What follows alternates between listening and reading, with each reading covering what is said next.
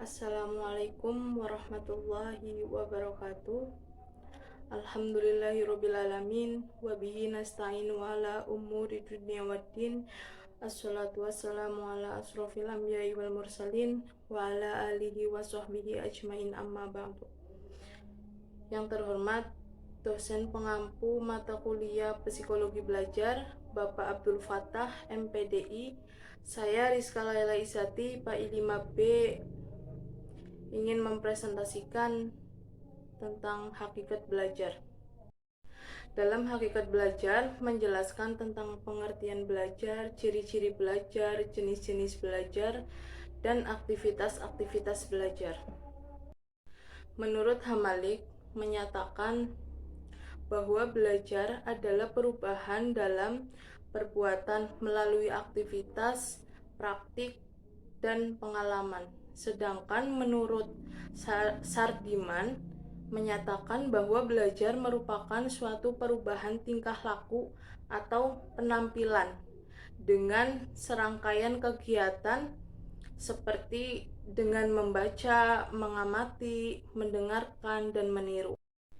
Selanjutnya, ciri-ciri belajar.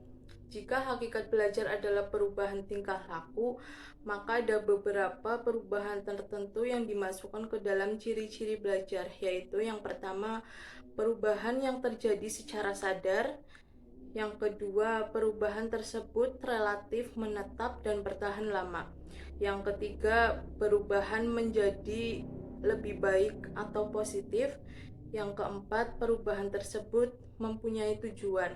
Yang kelima, perubahan terjadi karena latihan dan pengalaman. Yang keenam, perubahan menyangkut semua aspek kepribadian. Selanjutnya, jenis-jenis belajar. Para ahli dengan melihat ciri-ciri yang ada di dalamnya mencoba membagi jenis-jenis belajar, yaitu yang pertama, belajar abstrak. Belajar abstrak adalah belajar yang menggunakan cara-cara berpikir abstrak. Tujuannya adalah untuk memperoleh pemahaman dan pemecahan masalah-masalah yang tidak nyata. Yang kedua, belajar keterampilan.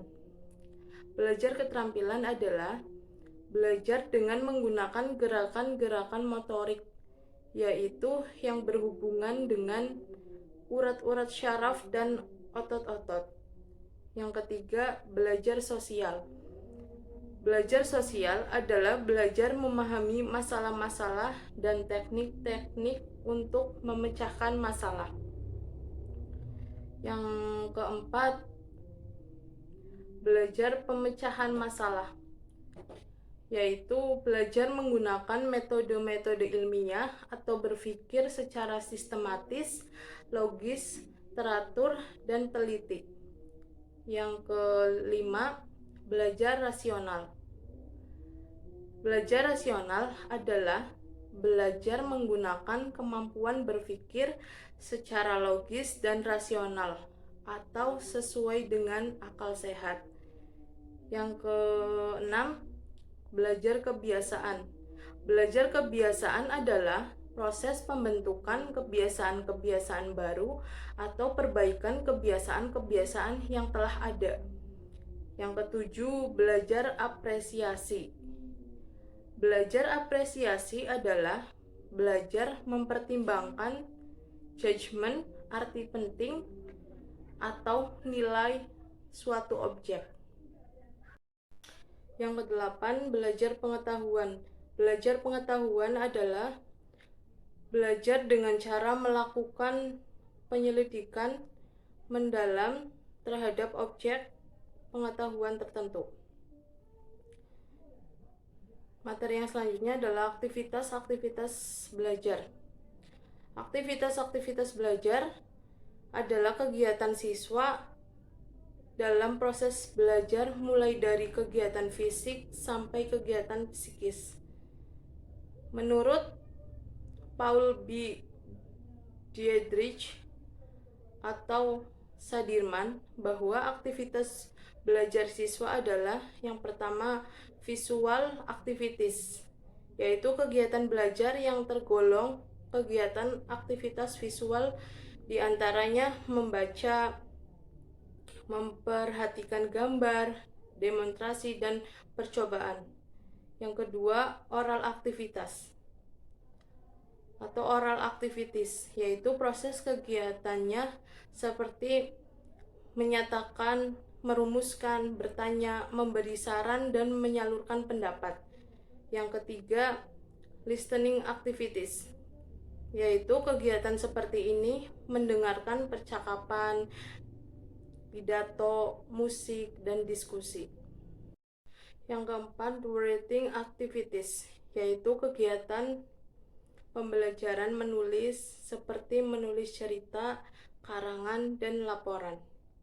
Yang kelima, drawing activities, misalnya menggambar, melukis, membuat grafik, dan peta. Yang keenam, mental activities, yaitu misalnya menanggapi, mengingat, memecahkan soal, menganalisis, dan mengambil keputusan. Yang terakhir, emotional activities, yaitu misalnya merasa bosan, gugup, melamun, berani, dan tenang. Sekian presentasi dari saya, kurang lebihnya saya mohon maaf. Wabillahi taufiq wal hidayah. Wassalamualaikum warahmatullahi wabarakatuh.